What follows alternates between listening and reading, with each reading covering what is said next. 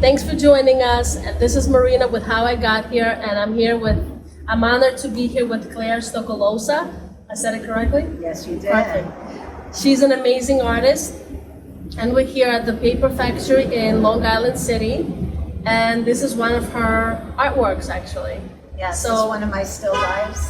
Yes, I'm gonna let her introduce herself, and actually, I wish my daughter was here. She loves art. She actually wanted to be here, but like I said, I'm very honored to be here, and I would want to hear your story and how you became who you are today. Because now you're selling. I know people have bought your art, and that's actually amazing because you basically doing what you love and you're getting paid for it. So tell your story from a perspective to inspire others, so that when they listen to your story, they could actually understand what they should do if they want to become artists like you.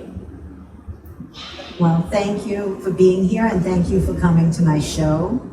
And I just want to mention that this show features my still lifes and paintings that I did during the pause or the shutdown in New York City with what we all experienced in 2020. And I received a City Artist Corps grant for this work. And as part of the grant, and of course I love showing it, I was obligated, but it's not an obligation, it's a joy to have a showing and to present the work to the community. And we're at the Paper Factory, which is just around the corner from where my art studio is, at Studio 34. So I'm there, and you could find me at Designs by Clare Stokolosa also, and I have my website. I always loved art. So I've done it since I'm a little girl, and one of my older sister, and I have several sisters, once said that she found a drawing I did pre-kindergarten, and she brought it to my mother screaming, "She's gonna be an artist." So, and my mother used to give me dough that she would make pasta with, and I would play and make little sculptures with that, which I do love that too, but I really focus on my painting.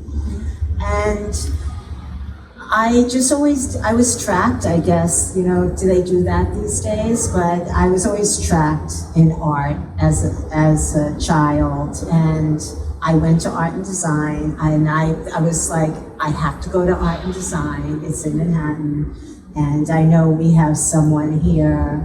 We have Russell here, who's a wonderful DJ and artist, and he's also an alum from art and design. And the people I met there, he's a different year, a little younger than me, but the people that I met there, we all, many of us are still friends, connected, because we all had that dream. And it's just that I was very fortunate. I always loved art, but I was always in the arts, whether I was in whether I was in production, or I worked for a magazine, or I worked for Marvel Books for a while. And I always wanted to teach. And some of my friends who were also fellow artists, teaching, said, "I want to teach art." And that was great because I had a job doing what I loved. And I did that for many years for New York City Department of Ed. So I had a job where I was creating art. Some people like to have a job that's different than their art, but I always showed, I say, if you could get into a show, and I think I'm getting to the original question, this is very long-winded. What I say to people, if you like what you do, whatever it is, do it. If you love music, do it. If you love to write, do it. If you like caring for people, follow your heart, follow your gut. And people will give you advice. I'm not telling you not to listen, but really follow what you think you could do and work towards it. It is hard work. It's hard work today. It was hard when I was young, but I hate to use the word work because it was enjoyable, and work, they say in Italian, buon lavoro, so to enjoy your work, to have, it's for it to be good, and really, that's what it should be, and I was very fortunate. So go, and if you don't have a job in the arts, but you can be in a local show, start there. Be in a show in your community. Form a group with your friends and have a show. If there's like a society that's doing a show, be in it and slowly grow your resume, practice, get out there, paint, don't throw out your work, date it, put it to the side, do another one, it's okay. Just show up, do your work, do another one. And sometimes it's hard, but that's my advice, is just keep practicing what you love. Sorry, that was such a long answer. I'm not sure if I answered it. You should see my other videos. They're like 2 hours long. This is not like... If you come inside, the work that I'm featuring You can show later. happens to be of fruit and vegetables, and that was the theme for my stay at home. The little small still lifes with videos that go along with it. But I just want to say this is an earlier still life that I did, and this I actually did when I was in Italy, and I call it Martha's Vegetables, because I bought them from Martha, who has a stand in Cortona, and they have a farm in the valley, and they come up on Saturdays and sell their vegetables. So it was just really a lot of fun painting this. No, that's beautiful. So basically, you just paint anything that inspires you. Yes. It's just, there's no specific theme, right?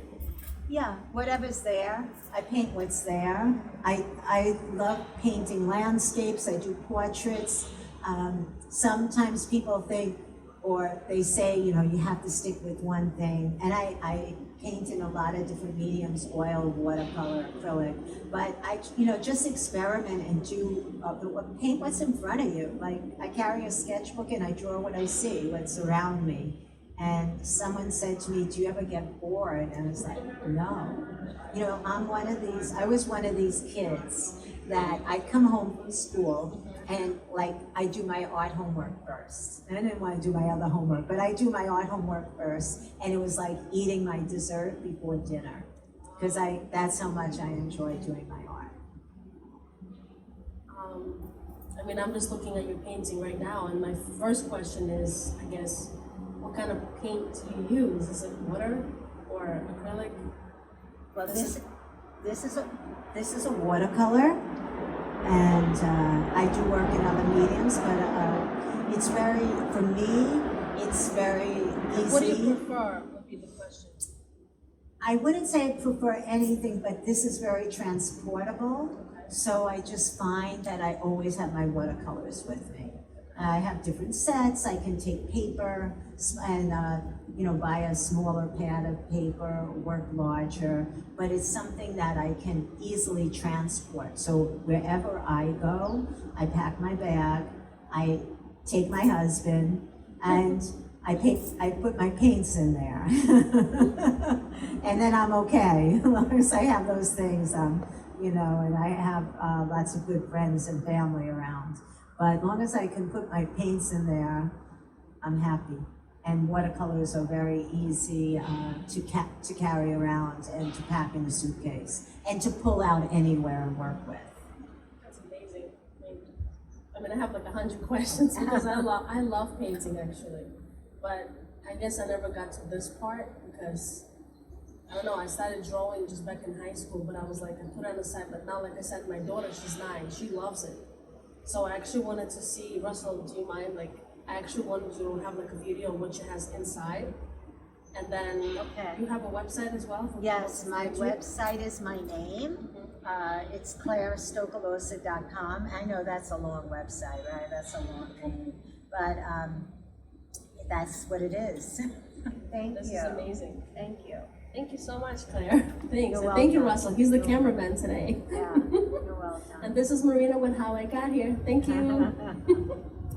These are some of the paintings that I did during the pause in 2020, and I received, let me start, I received a City Artist Corp grant for them, and I'm presenting them here today at the Collective Paper Factory, which happens to be around the corner from my studio at Studio 34. What I did is I would go shopping when I could get out to the supermarkets, and there was not much there. And I would see what was there and colorful, and I'd bring them home, and I'd do paintings, and I would make little YouTube videos. You can check me out on csart, Clare Stokolosa. And I would talk about art, artists, things that were happening, and it was a way for me to kind of reach out and talk to people while we were separate and kind of alone. And it was a way of staying connected. And I always loved when people would respond, and it was just a nice experience. And I just would use up, I had a lot of paper. I love paper. We were talking a lot about paper today at the exhibit, and the different textures of and the different types of watercolor paper. Sure. And so if you notice, some of the same shapes. So if I had a pad with all that paper, or if I had a big piece, sometimes I would cut it down. And the idea was just to use up what I had available to me at home. And I did a little shopping online. I like using Dick Blick and art supply stores, and there's so few now, but that's one that is still family owned and that delivered. Sure. And I just would do these watercolors, and then of course I would cook the food, or my husband would cook the food. He's a good chef. and it tastes better when he cooks. I'll paint them, you cook. And have some flowers in there. And just had a really, these are a family and a friend's garden, and I just really enjoyed it. It was really lovely, and I really enjoyed sharing with people today. And I want to thank everyone. Thank you, Russell. You did a great job with the music, and for the serenading me. That was really unexpected. It's nice. You deserve it. We thought about it, so. A nice treat. And that's it, yeah. And this is really what a great space. I love being here. I love being here. Yeah, it fits absolutely. So, thank you.